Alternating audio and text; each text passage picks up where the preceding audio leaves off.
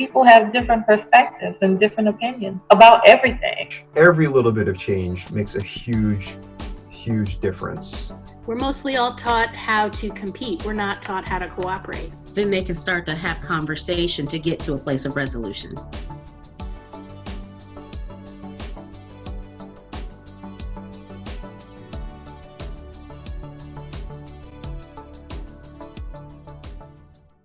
Before we get started, I did want to hear about the two interesting pieces behind you, or more like next to you.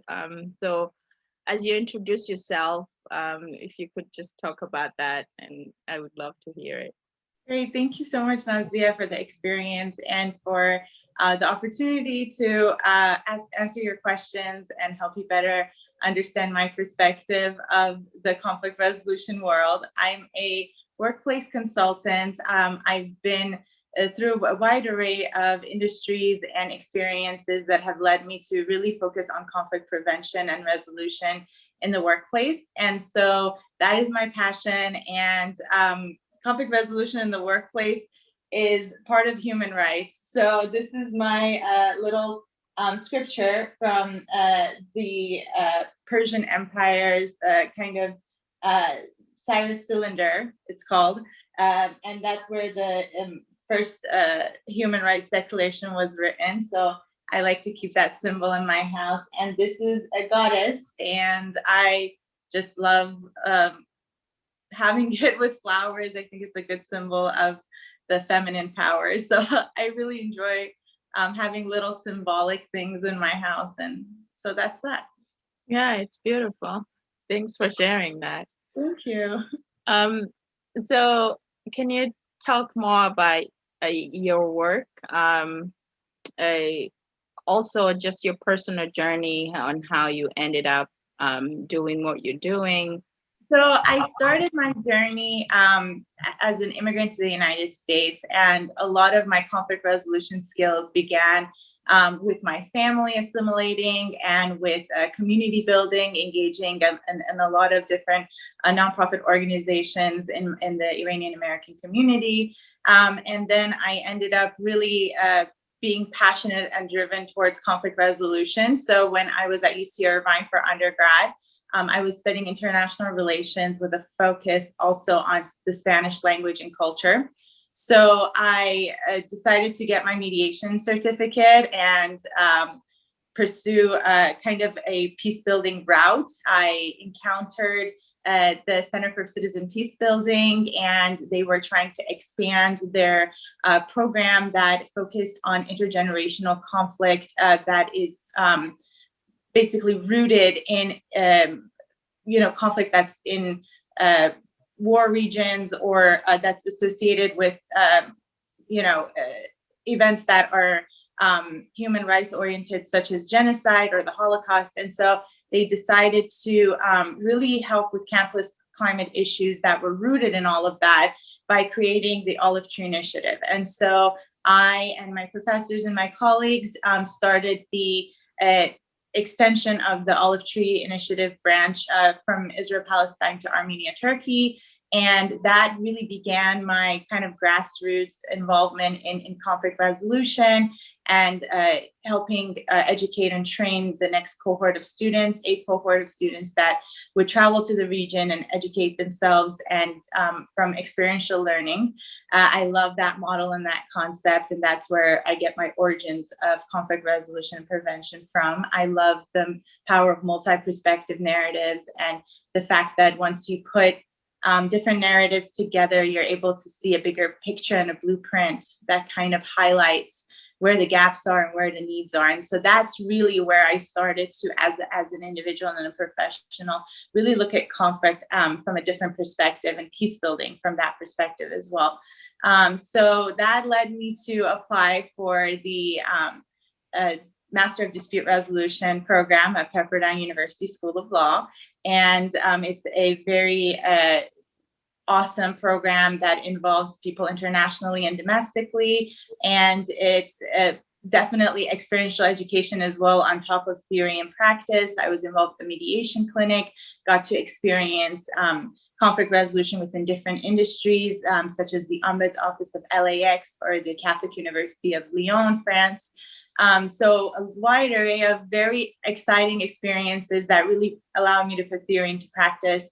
And that led me to seek opportunities in the UN and abroad due to my language skills and capabilities. But, life happens, and sometimes you end up where you least expect it. So I was recruited by an international manufacturing organization to utilize my experiences from my past as well in diversity and inclusion, employee relations, and also conflict resolution and mediation to help kind of supervise a entire department that dealt with a contracted employee and consumer disputes. So I had a team of 20 mediators working under me, and that was really exciting from all walks of life, whether they were retired attorneys or they were students that had just graduated from a really prestigious conflict resolution programs, and or even attorneys waiting for the bar exam. And so it was super exciting to learn about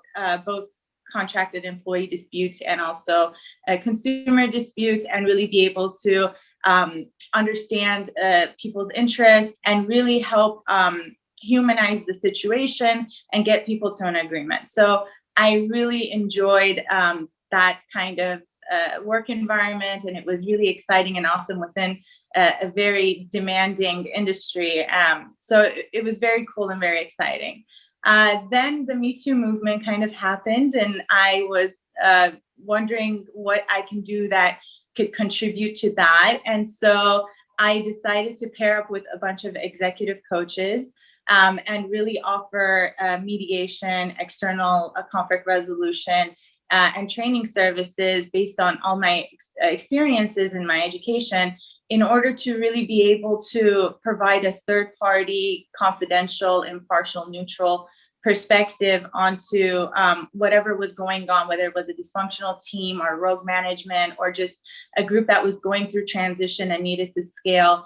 I basically paired up in order to provide the mediation training and the conflict resolution parts of the services that we provided. So it was really exciting. I got to experience a lot of great collaborations with great partners, and also different companies and organizations that were willing to try this new kind of concept. And it actually led one of the executive coaches and I to present at the solution stage at the California HR conference.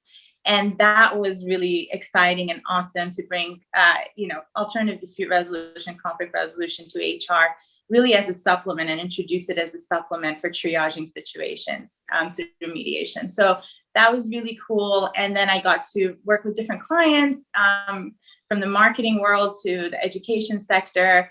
And then the pandemic hit. So I decided to really take this opportunity to look at things from a litigation perspective. And I joined a very prestigious law firm in Irvine, and I was a senior paralegal, and I was looking at both consumer and employment issues from a litigation perspective, and looking at what early red flags should be and what the outcomes become when you don't address things at the onset or at the start. So really honing on the conflict resolution and prevention skills, and because it was dealing with auto dealerships, it was kind of like in my area. So I really enjoyed that as well. And now I'm looking forward to working with Pollack Peacebuilding and coming back to my passion of conflict resolution and prevention in the workspace, and serving as a peace builder. So this is very exciting, and thank you for the opportunity. Wow, your background is so diverse. You've done everything in peace building and conflict resolution. So, wow. What is the one thing that you found that all of those experiences had in common? If you could narrow it down to one thing that they all had in common, what was it? A lot of organizations and companies neglect to empower people working in the leads and kind of at the client-facing stage or service stage of their workforce and what they have to say. I feel that a lot of things can be prevented if there is a channel for bottom-up feedback that is very organic, very fluid. It doesn't happen just once a year at your, yearly work audits or yearly reviews, but it's more important to have it be bottom up as well as top down and organic and fluid and just being able to have feedback and conversations openly with psychological safety and the ability to really be responsive and open to hearing what the people in the weeds are experiencing. And I think that's so important and critical in the success of an organization because those people are dealing with your clients and the services that you provide every day, and they have a perspective that you don't have looking from a helicopter perspective into your organization, or management doesn't have that perspective as well. So I think just opening up channels for bottom up feedback that's fluid and frequent is so important. Yeah. I think so too. And I think a lot of the time, when you see a company that's doing really well, I have come to see a few, and Pollack Peacebuilding is one of them, where, the doors are really open for everybody to communicate. So that it does make a difference. You mentioned that you speak several languages. Would you mind talking about that? What languages you speak and how that, if at all, helps you in gaining these different perspectives that you work with in order to help your clients? First of all, I'm Iranian American, but my mother is of a minority group within Iran, the Azeri Turkic population of Iran. So I grew up with my grandparents speaking Azeri, but I'm Iranian, and really being a part of my community and supporting my community is super important to me. And I definitely feel like it has shown me a lot of narratives and perspectives that maybe other people might not see when it comes to communal cultures, and really being able to look at things from a goodwill perspective or saving face perspective that maybe other people don't have the culture or the background to really be able to realize and take into account when it comes to mediations or trainings or coaching. And so I think that my background has provided me with a lot of insight into more of cultures that are communal, and having more of a kind of perspective that allows people to really be able to protect their confidentiality and their stature and so on. So I think that that's one thing. But on the other hand, when I immigrated to the United States, the Hispanic community was so welcoming and so awesome and open. And I ended up just feeling like I belonged, just because the cultures aligned so well. And so I, started speaking Spanish from middle school and onwards, and it ended up being my second major. And I started abroad in Argentina, I got to do research about the multiplicity of perspectives in Argentina, because they have a lot of immigrants. And so it was so wonderful to do research and study at the same time and learn more about the culture. So it's helped me so much when it comes to serving people in Southern California. I'm able to communicate and really provide that extra layer of understanding, whether it's through the language or understanding the culture. So it's all around been very helpful and my eye-opening as well. Yeah, definitely. I love how you connected so well with the Spanish culture here. I really want to learn Spanish too, but I haven't. Maybe I should live in a Hispanic community. But yeah, that's amazing. I think that just that sense of community that you gain when you are open to other cultures is often critical and useful in peace building, because peace is all about, connecting with other people, right? In a way that, accommodates as many views as possible. And so when you're not thinking in that communal sense, it's hard to do that. Even in organizations, in workplaces, people have to really think about everybody as a team. So I'm glad you've been able to use that cultural advantage. Even like just doing a lot of consulting work, I feel like it opened my eyes to other cultures that are, not normally typically labeled as cultures, but, the marketing culture or the creative culture, and understanding that how creatives behave and what their interests are, and what kind of environment sets them up for success compared to somebody who works in finance, and really being able to understand the different industrial cultures as well has been really eye-opening too. Yeah, definitely. I'm going through that now because I've only known nonprofit life. I've only worked in the nonprofit sector for the last 10 years or so. So now I'm branching out and realizing that, things are different, outside of the nonprofit world. So you have built quite a reputation for yourself, it sounds like, in your field. What have you faced as challenges as you have pursued your career? And as a peace builder specifically, how have you overcome those challenges? As we're talking about industrial culture,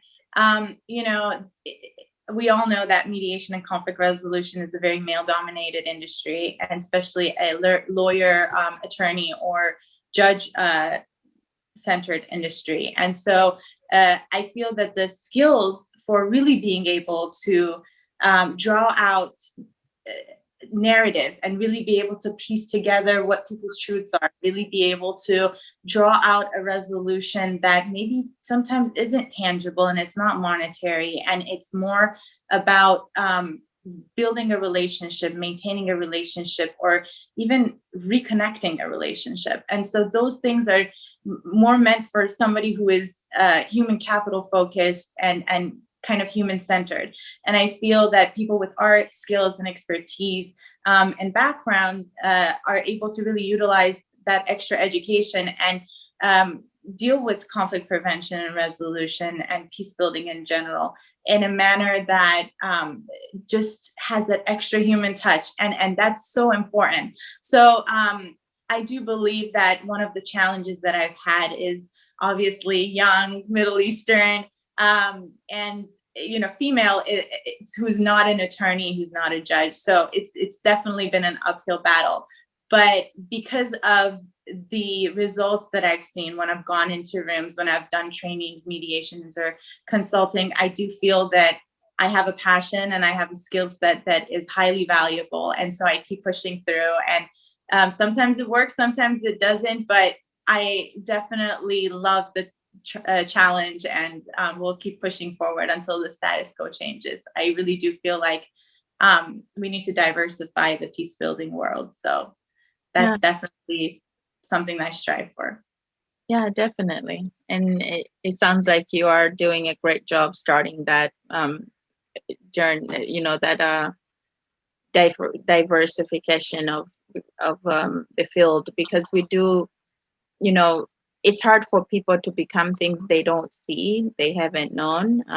So just having one person to look up to can make a huge difference for younger generation. And yes, the human touch of it all. I feel like that's going to be even more important as we face the effects of the COVID-19 pandemic, because I think more people have come to realize that we all need each other more than we thought at first. I feel like if you know, maybe there will be two camps. There will be people who have learned through this pandemic that we all are so very interconnected and we need to care about each other as humans before anything else, and or people who refuse to accept that still. But I feel like there will be more of us, more peace builders, whether they know it or not. I think more people will be valuing this humanity more, as we move past the pandemic. So keep on fighting the good fight, I would say. And some of us are joining in, and I hope others will too. Thank you.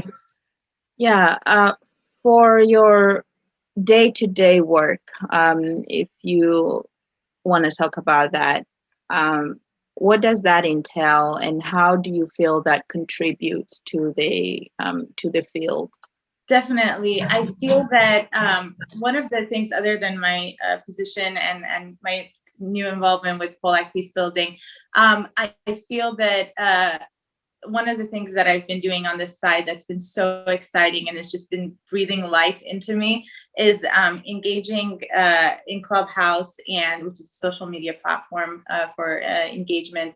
And I think one of the most wonderful things is that it's allowed me to use my voice and help my community, whether it's the diaspora community or people back in Iran, by giving them conflict resolution training and kind of answering their questions through one of the clubs that is open and is serving that community. And I have a show every week now for I think 6 weeks in a row, where I've just been opening communication, providing feedback, and really assisting people with conflict resolution and prevention, because it's such a, even though it is part of our culture and heritage coming from the Persian culture, is very communal. However, conflict resolution and prevention are not very well nuanced when it comes to the different socio-political climates that we've gone through, and all of the issues that immigrant communities have gone through, the diaspora community has gone through. So I feel like this is my calling to kind of give back and utilize my voice to really help my community try to reflect back on our kind of ancestral principles of conflict resolution and prevention and peace building, rather than just relying on attorneys or psychologists, and really empowering the individual to make decisions and have the tools necessary to resolve their conflicts on the spot as they go, as it happens. So that self-empowerment, I think, is something that I can contribute to, and I'm having so much fun doing. Yeah, that sounds great. I only recently, as in 2 days ago, joined Clubhouse, and I've already seen just what a huge impact it's making, because people are really learning from each other. And I think my own community has a group that I'm yet to join, but I think it's a great way to reach out to people. So sounds like do you have your own club, or are you contributing through another?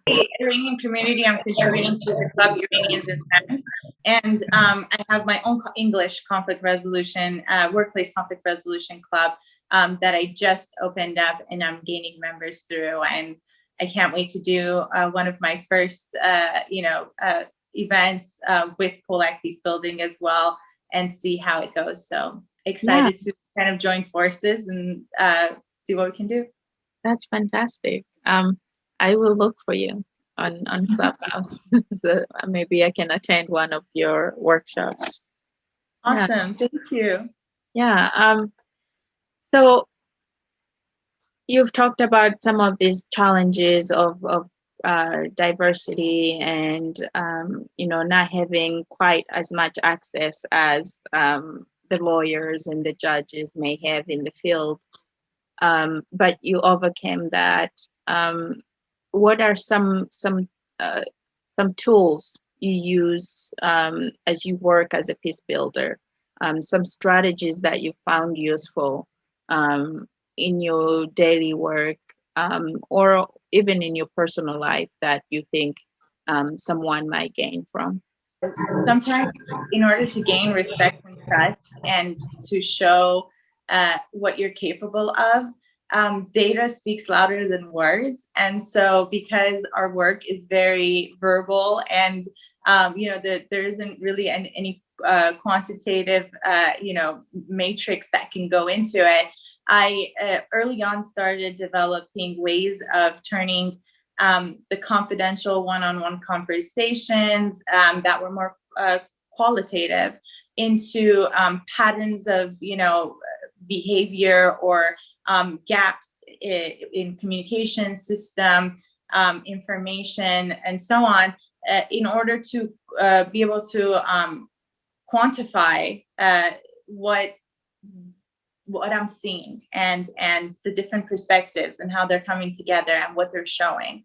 And in that manner, really be able to add numbers and quantify what I see, and then be able to recommend programs or trainings or coachings that can directly address those quantitative data, and go from there in terms of measuring success. So I feel that that's been definitely a big help in being able to get in the door and then keep myself in the door and successfully exit. Yeah. Wow, that's amazing. That's very unique, because I haven't, like you said, it's a very qualitative field. We value the narrative, and we don't really do a lot of well, some of us. I feel like more people are trying to move towards combining the data with the field of peace building, and it's working for somebody. Sounds like you have kind of narrowed it down. So hopefully you can share more about that as you interact and do workshops with PPS on Clubhouse and elsewhere. Because it's a useful tool to have for everybody's always looking to see if you can prove what you've done, but if you are just talking to people and helping people access their emotions, it's not necessarily always easy to prove. So yeah, I think that's really useful. I think one other thing that I often hear from peace builders is that they have been impacted or influenced or even inspired by someone, either someone in the field or someone else who has made an impact on society. Do you have such a person, somebody whose example you've used in your work and in your life? Being at UC Irvine as an undergrad, I definitely connected with my professor from Center for Citizen Peacebuilding, Daniel Warenfinnig, and he has done his PhD in conflict resolution and prevention and peace building in different regions of the world, and directed the Olive Tree Initiative. Unfortunately, it had to come to an end because of the pandemic, but definitely his work with students and trying to change the narrative for the next generation, and the way that he was able to just accept everyone's truths and yet challenge them to open their hearts and their minds to hear and de-otherize other students who came from different backgrounds. I think being able to influence the next generation, and not through more of theory, but through practice, through experiential education, is so important. And I still keep in touch with him, and he's one of my close friends. So it's definitely a mentorship that I cherish and value, and somebody I look up to. Oh, that's great. Yeah. Oftentimes people go through all the way through undergrad without having that kind of impact from a professor. So I'm glad that you did. And I was very lucky. it sounds, yeah, it's very lucky because it kind of helps you narrow down your path too, so that you know what to focus on and how to get there. Yeah, that whole de-othering concept is challenging, right? Like, especially in daily life, we all have our understanding of things. We have our politics, we have our, all of our emotions, we have our beliefs, whether it's religious or otherwise. And it's always hard to come out of that and see what someone else may be seeing. So, what are some ways that people can do that? What are some ways you use to do that, to gain those other perspectives? Because I know we keep talking about gaining the other perspectives and understanding other narratives, but how exactly do we do that? I think the reason why I love the model of Olive's Initiative is because they take you away. I mean, obviously, they train the students. They do educational trainings. It's very rigorous to prepare for the trips. But once that happens and the students are prepared and they've read articles from multiple perspectives and so on, and even engaged in some heated discussions in their meetings, they take the students away from their families, away from media, away from books, away from, all the other things that can give them the stereotypes. So we call it sound bites without stereotypes. And then you go into the region and you just actively listen to people who are having to deal with the conflict every day. It's impacting their lives. And so their lives, their livelihood, and their hopes. And so those are things that books and narratives passed down generation to generation, or even your community, whether it's church or other places, don't really give you. It's that insight of like, what is happening now? How is this impacting this person, this family? And it humanizes the other. And so when they go to the region, they develop a different narrative, a different soundbite, or a collective of sound bites. And so it is easier to then reflect, adjust, understand, even comprehend and empathize, and then come back and try to reflect that onto your community, your family, and academia, and your educational community. So I feel the same thing happens for work. I feel like when you have the opportunity to disconnect and go to a training, or go to a mediation, or go to a coaching, and really look at things from multiple perspectives, and be guided to have different tools or different ways of looking at things, then you can center yourself, you can understand things better, and then go back to your work environment having had a kind of reflective moment. And so that's super important. Right. That's a really powerful way to approach that. And I think the key there is that those students, or anyone really who's willing or who's wanting to understand other people, would have to first be open and kind of say,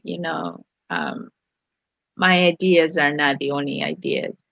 And I think that's the first challenge for anyone, for people to accept that fact, and then they can pursue the journey that you're describing. That's really great. When they go into the region, it's a third party that has now entered the kind of bilateral relationship. And so that third party perspective kind of invokes self-reflection. Mm-hmm. And then the same thing when employees are encouraged to attend mediation, training, or coaching, it's a third party element that then enters the, bilateral kind of engagement, and allows you to look at things from a different perspective and reflect. So I think that model is very effective. Yeah, I agree. It really is. Um, yeah, so you have already done so much. And I'm a strong believer in, you know, not, so there's this cultural thing where you choose a career and you do that one thing for the rest of your life.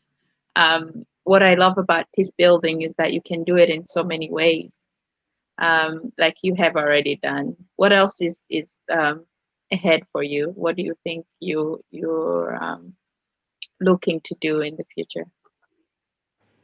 I think that our society is just going through so many changes right now, and it is exciting to see what the post-pandemic workforce is going to look like, the workplace is going to look like, and the work humans are going to look like. And so I am so excited to play a role in that next step, wherever it may be. And I think that Pollack Peacebuilding Systems is definitely at the forefront of that, and I look forward to our future together. Yeah, definitely. I agree. Is there anything you would tell people who are just joining the field, who are learning from the beginning how to be a peace builder, whether it's in the workforce or internationally, because I know you have some of that experience as well. What would be your advice for those who are just starting out? I'm still learning, so I definitely don't want to say that I know it all, but at the same time, I feel three things have been so important in my journey forward. And I think one of those things is definitely seeking mentorship and networking and volunteering as much as possible. A lot of people look at volunteer experience as something that you may have just engaged in very, in a minor way and not really made a big impact. But I think volunteer work just shows so much dedication and commitment and to skill building and to contributing. And I think service and mentorship are super strong foundations in being a successful professional, no matter what career it is that you're pursuing. But to talk about peace building specifically, I think the other two things that are super important.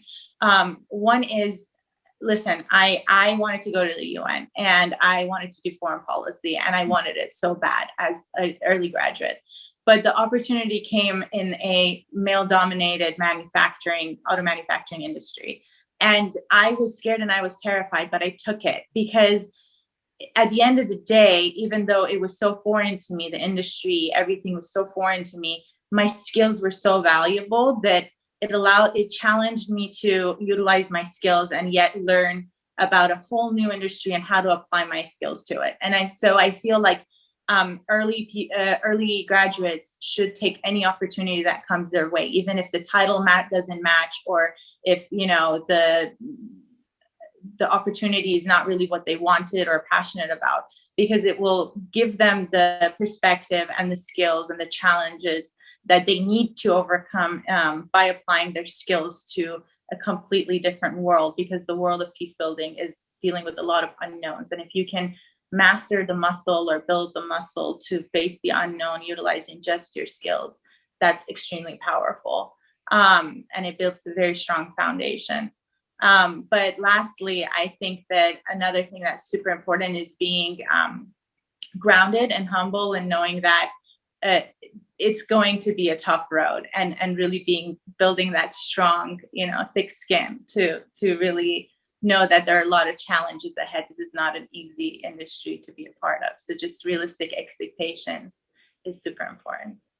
Yeah, that kind of it either encourages you to push forward or it makes you step back. But I think the right person would push forward, because it is definitely a challenging field. Whether you choose, wherever you're dealing with people's emotions and well-being, it's going to be hard work.